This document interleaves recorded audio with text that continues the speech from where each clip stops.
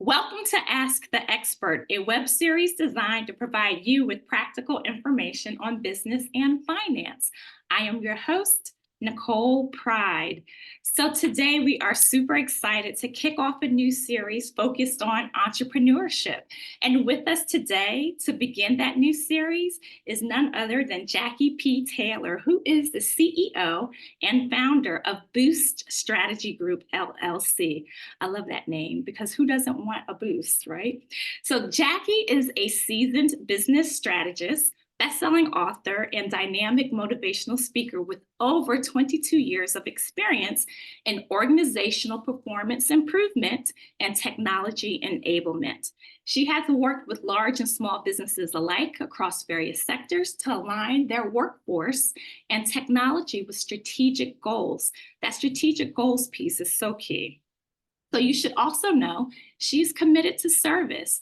Jackie has mentored Black and Latinx business owners through EY, Ernst& Young, Entrepreneur Access Network, and she is the founding member of the New Jersey chapter of the National Coalition of 100 Black Women.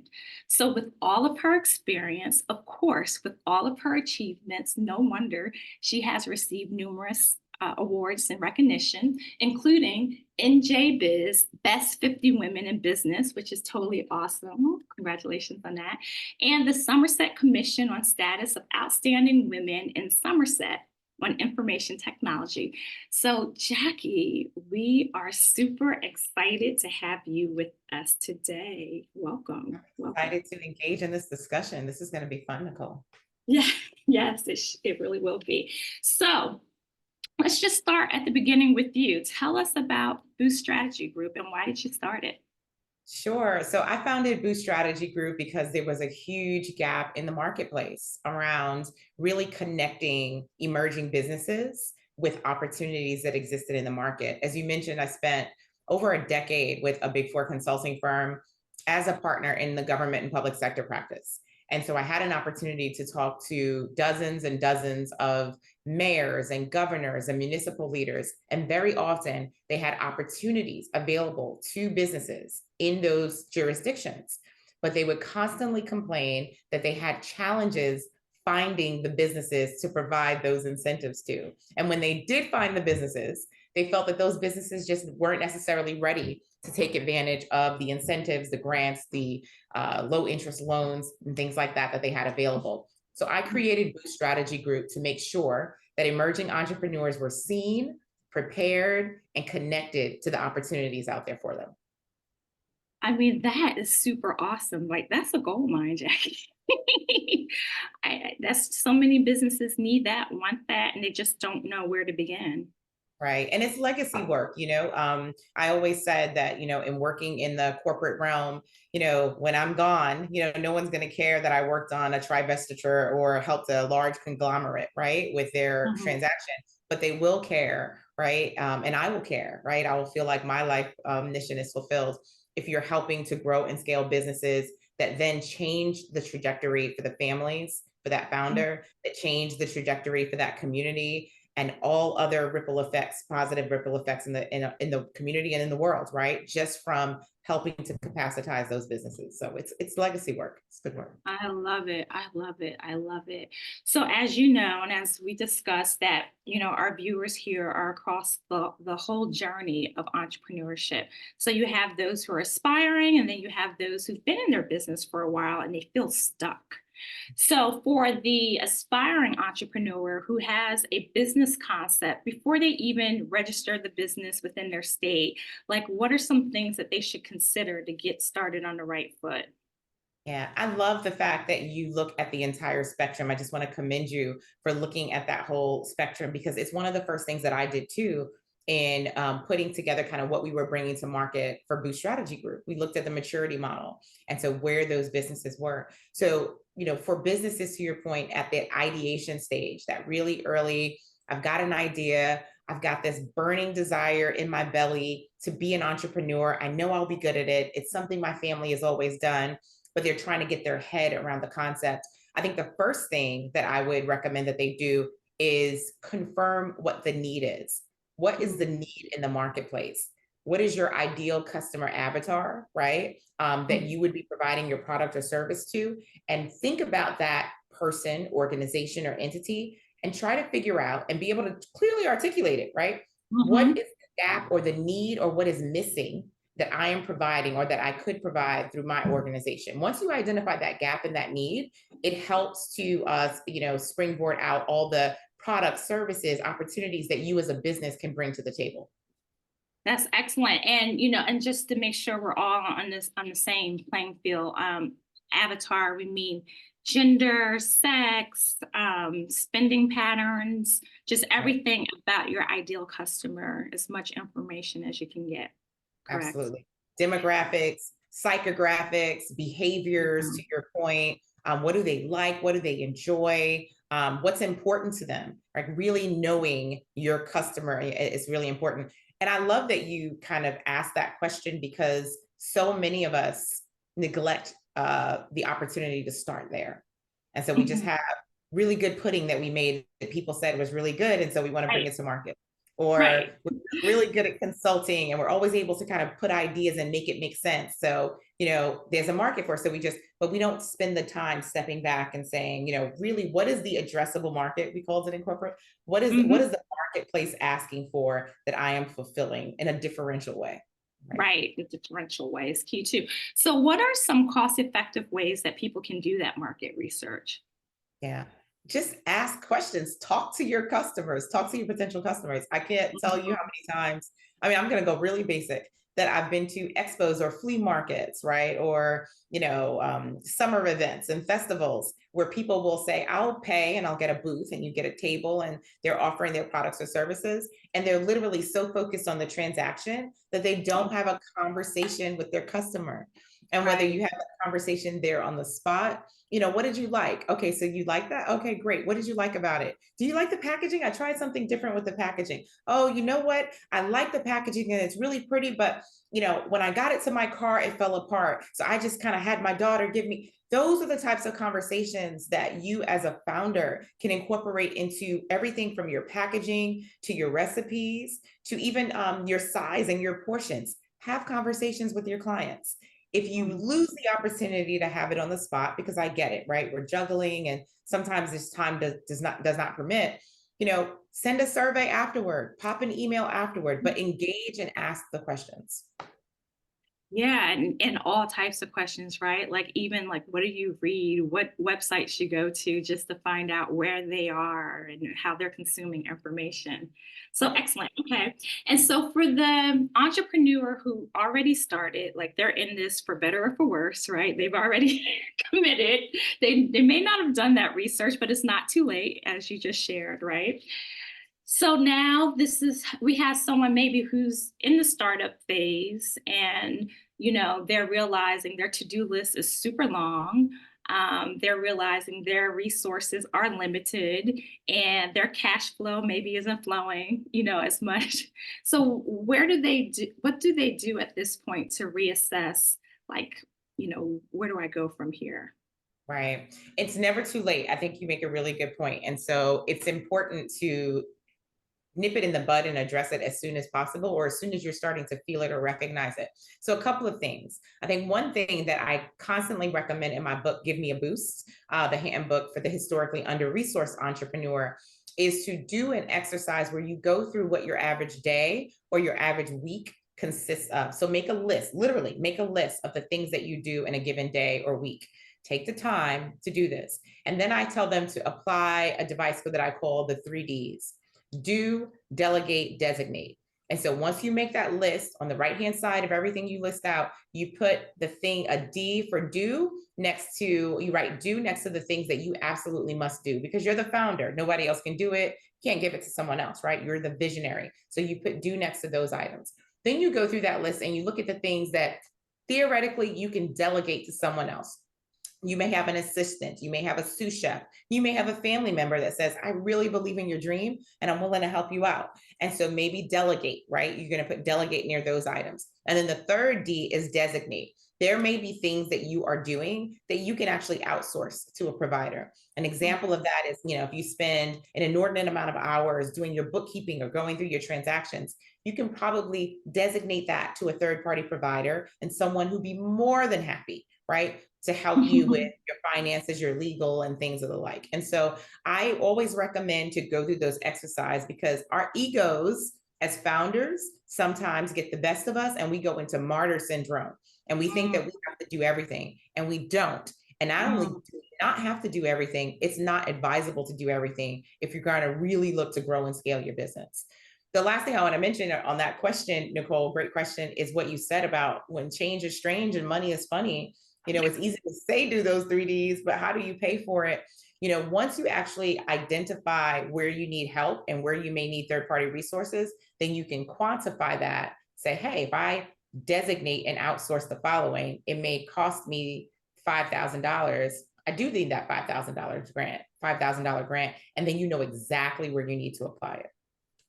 Got it. That's excellent. There was so much in that.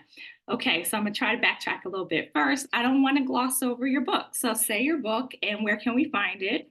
Sure. Actually have it's on Amazon. You can get it online called Give Okay. Me a Boost. And I wrote the book because I recognize that not all of us have the benefit of a rich uncle. And not all of us have multi-generational businesses that were handed down, right, through our family members. And so many of us are starting from scratch. And so Give Me a Boost is an effort to consolidate those nuggets of wisdom that a lot of mainstream entrepreneurs get from family members or from networks that as Black, Latino, Pan Asian, you know, first generation entrepreneurs, we don't always get that. Right. So excellent. And those D's. So thank you for just giving us practical advice, not theory, but something that we can just do today. So one thing you just touched upon too is just, wanting to do it all. And that stress of running a business is real, right? Particularly if you're a solopreneur and you don't have as a large of the community as you would normally have if you were in another organization. So, can you talk a little bit about mindset and how do you just kind of keep on going when you have those times that are a little tough?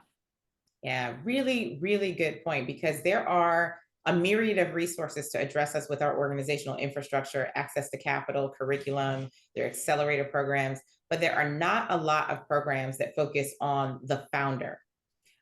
What are the challenges or the gremlins that you're bringing to your foundership as an entrepreneur that are going to sit on your shoulder if you don't address them? And those Mm, can be psychological, that can be trauma, that can be fear of failure, it can be procrastination, it could also be, a depression, right, or clinical diagnoses, ADHD. Those are elements that are part of you as a founder. Many of them actually make you an amazing founder, right? So ADHD helps people become visionaries and think and be able to multitask and not feel overwhelmed.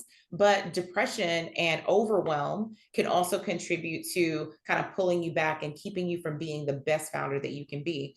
And so I created Business Boost Society, which is an online community that focuses on all those great things, finding funding, curriculum, but also has a section on mental health and wellness and mm. taking that time to pause so that you can be the best entrepreneur. We talk about coaching and executive coaching and all of those things that you mentioned, Nicole, to really make sure that you're thinking holistically about your entrepreneurial journey. That's awesome to have a community like that. And so, is that a subscription-based community? How does it work if someone wanted to participate?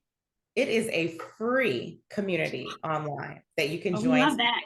Take out your smartphone, Wait, it's can we just say Android. that again? Free. We love that. You talked about your D's. We have our D's here at D Free. So Exactly. we love that. Okay, free. Okay. So And tell we us have about it. information on D Free in the community as well. So, that's been a great partnership for us with Dr. Sories. And it is a free community. You can download it on your phone, on your app, in the app from the App Store, and join as long as you're an entrepreneur at any point in the entrepreneurial journey. And I'm glad you mentioned free because sometimes people equate cost with value. And just because the cost is free doesn't mean the value is free. So I tell people there is a cost to provide this community to emerging entrepreneurs looking to grow and scale. And so don't confuse because it's free, underestimate the value of the community and that you can get out of the community. So thank you for qualifying that. But that's one of the challenges. If you don't charge people, sometimes they don't have the skin in the game to recognize the value. You better get in while you can fit in, because I can't guarantee it'll always be free. Look, I'm going to download the app today myself. So there you go. I recognize. I'm going to take advantage of it. Okay, so this is great. Thank you. So next, so we have someone who may be in the business for a while. They found a groove a bit, but they feel like they're stuck, like they've plateaued and they want to take their business to the next level. Could you even talk about maybe some marketing strategies or what strategies that you would recommend to help them grow? Yeah, when you get into that rut, what I find, and this isn't always the case, but often it's because the entrepreneur has been so focused on the journey and the entrepreneurial grind that they've neglected the strategic component of owning a business. And so when that person feels like if they're in a rut or want to take it to the next level, Nicole, what is the next level? So what is your exit strategy? Because business is business, right? If it's a hobby, then you might do it for the long term. But if it's a business, what is your exit strategy? Are you looking to grow to a certain point? And what point is that? Are you looking to sell your business?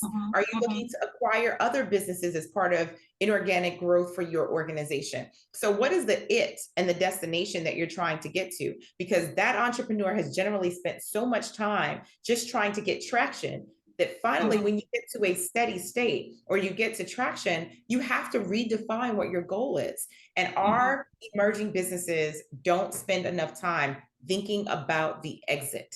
You may be able to get your business to $2 million, and depending upon what the multiple is in your industry, there may be people interested in purchase. So maybe selling and starting something else. And so Or I would franchising. franchising, absolutely. So I think that entrepreneur just needs to redefine what the end game is and what that looks like. And that usually will re-energize and pick you up out of that rut. Excellent. Yeah. Yes. We want to grow. Any advice that you have about what type of investments in technology that businesses should include? Like, what are the absolutes? How Yeah. do you figure out the technology that's best? How much do you invest in that? Yeah, and it's never too early to do that. Even as a newer entrepreneur, leveraging, I mean, you don't want to have like a tic tac for a whale or a shotgun for a flea. However, that you can right size the technology that you're using as a way to clone yourself. So when you ask about, must have technologies, if you as a founder have not acquainted yourself with emerging technology like Chat GPT, and machine learning and robotics process automation, you need to get with it. So that's another reason to join the community, right? Because we provide information on that. There are simple ways. You don't have to be a large multinational conglomerate to take advantage of those emerging technologies. And it will so make your day more efficient and take some of the burden off of you. So that's one way. The other way, and we do this with our accelerator program that we have for emerging entrepreneurs, is we go through the taxonomy of human resources. How are you tracking your employees? How are you handling your sales pipeline, right? And your customer relationship and communication, your CRM. We go through the different areas, right? There are a limited number of areas. And then we talk around what technologies may be available that you can maximize to make it more efficient in each of those areas. So I say be deliberate about how you do it. Right. And I love the idea of you're saying to clone yourself. So look at automation as much as possible. Great. Yeah, I have not found a So cloning machine yet, Nicole. If you have, let me know. But I have not found a cloning machine. we try, but there's only one Jackie anyway. It's just you can't replicate her. So, Wonderful. what do you think are the most common challenges that entrepreneurs face, regardless if they are startups or they've been in the game for like 20 years? Yeah, I think the first challenge is an idea without a plan. And so you got this really good idea. You even have some traction in the market with people who want to buy what you have to offer, but you don't have a comprehensive plan. So I think that's one challenge, and catching, and it's never too late, right? So even with the entrepreneurs that we work with, we catch up with them. You need a business plan. right? Because Mhm. what are you following? What do if you don't, you're going to be kind of following where the market goes, and that can be problematic. I think the second challenge is control of your finances. It's hard, it's difficult, it's a challenge that we all have. And so I think, making sure you have a handle on your cash flow, what's coming in, what's going out, and your pipeline for opportunities and that time to close so that you can manage your cash flow. That's really important. Nicole, even just having that terminology and familiarizing yourself with key terminology from a financial standpoint, I think is really important. And if there was a third thing that I would say is it's that mental health and wellness piece of it. Don't be Superwoman or Superman, because you're not. And so that could be a risk to your business, because many emerging businesses don't have a backup plan. If you were to go out on leave, the next week, who's going to do what you do? What contingency plans do you have in place? So I think that third potential fail point is not having a succession or risk management plan for yourself. Mhm. And then, what would you say to those folks who feel intimidated about developing a business plan? And they're like, I know what this business is about. Why do I need a plan? And how do I go about developing a plan? That type of thing. Any recommendations? Yeah, do it afraid. And think about, I always say, think about the consequences of not doing it. So if you don't do it and you don't have a guide, a blueprint for where you're going, what are the potential fail points? And when you start to think about those potential fail points, like being that business that doesn't survive beyond 5 years, not being able Mhm. to meet your growth trajectory goals. And then if you have employees, I always think about my employees. Like, Right. forget myself. I got people and their families who are dependent on me. And so that's often a motivator to get you to push past the fear. And, as women entrepreneurs, I don't know about you, but it is a fail point of mine, but I will often do things more rigorously for someone else than I would for myself, whether it's my family or friends or for others. And so if you find yourself in that rut of really being, that wedge between what you need to do and not doing it, think about the implication on the people who are depending on you, and that could usually help you push past that fear. Right. That's so true. And it's the accountability, right? What do Absolutely. you say about processes and putting processes in place to help your business be more efficient? Some people just kind of go on autopilot. They know what to do. They've been doing this, but they don't have a documented Right. operational manual can Right. you speak on that?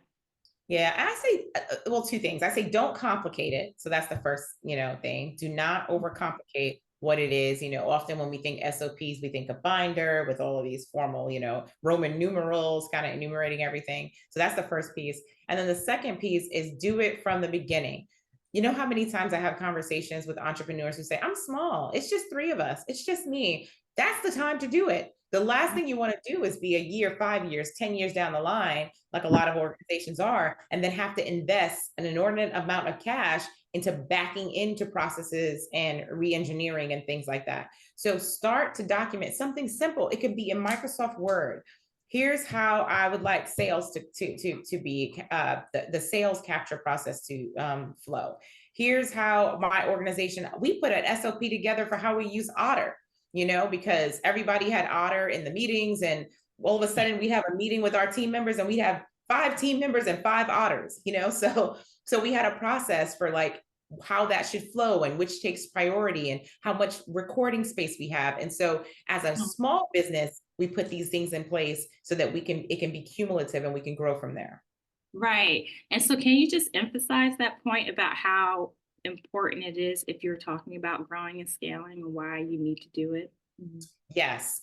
These processes are not, and, thank you for asking that question, because so often we have processes. We're used to large companies where they put these processes and procedures together, they put them in a binder or somewhere online and never to be seen again. They're not touched. So you don't really feel like, what's the incentive to put these processes and procedures together? It is actually more important for growing businesses to have these SOPs in place, because when you're looking to grow and scale, when you're going through that do, delegate, designate process, and you realize, I need another me, I need a right hand, or I have a new role that I'm introducing. When that person comes in that Monday morning to start, you need to give them a basis to start with. And so Right. having something, right? It doesn't have to be everything, but having something documented gives them a starting point to make your life easier. Because otherwise, we all know the headache of, I'm so excited. I just hired a new employee. I am so overwhelmed because now I have to spend the next 3 to 4 weeks or however many months getting them up to speed. And Mhm. so having documentation helps accelerate the getting up to speed part. And I think this is a good segue to talk about how is it that you determine when it's time to grow your team? How do you determine which positions are best to invest in? Or, and even selecting the best person that will help your team in terms of culture, needs, skill, that type of thing. Yeah, that's a really good question. And so I have a philosophy around that that is probably counter to what many business owners do today. So often business owners have an idea, have a concept, and they start where they say, I'm going to build from the bottom up. I'm going to start with entry level employees, interns, volunteers, and then I'm the Mhm, leader and I'll build from there. I'm really not a mhm, proponent of that. I'm not saying it's impossible. You've had amazing businesses that start that way. But there mhm, is an alternative, a provocative alternative that I think will help with the drain that happens with the CEO. And that's mhm, starting from the top down. And so if you start with your idea, your marketplace, where you can, plug or meet a need in the marketplace, and you mhm, staff that out, build your leadership team first. Get mhm, that investment. That can be sweat equity investment, cash investment. We know that building your leadership team it's going to be a cost. You either have to bootstrap that and pay it yourself, or say it's going to cost me X amount of dollars to start this business, right? But we mhm, anticipate we'll have revenue by such and such a date to cover that.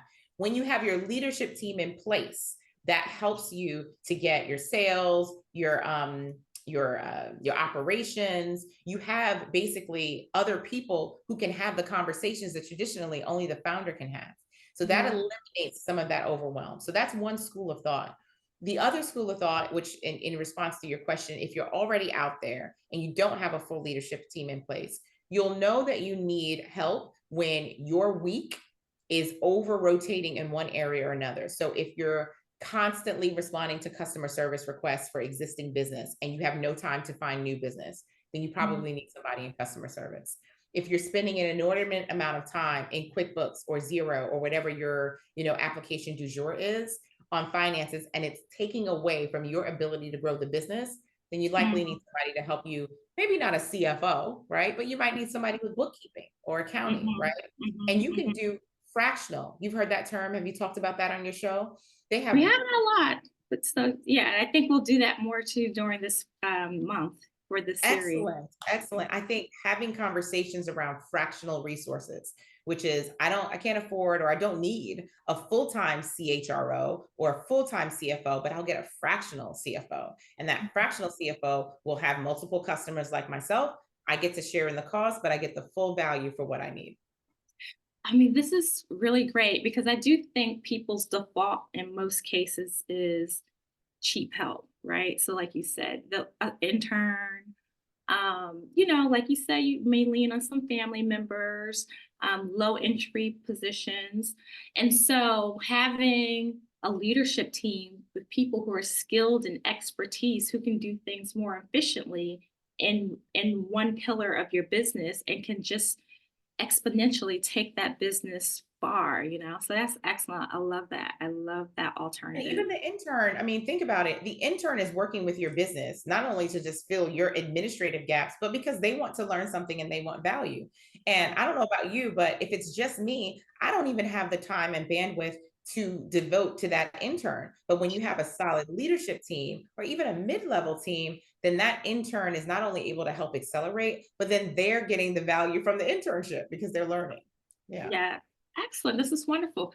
So you've given us so much to chew on. This is great. Thank you.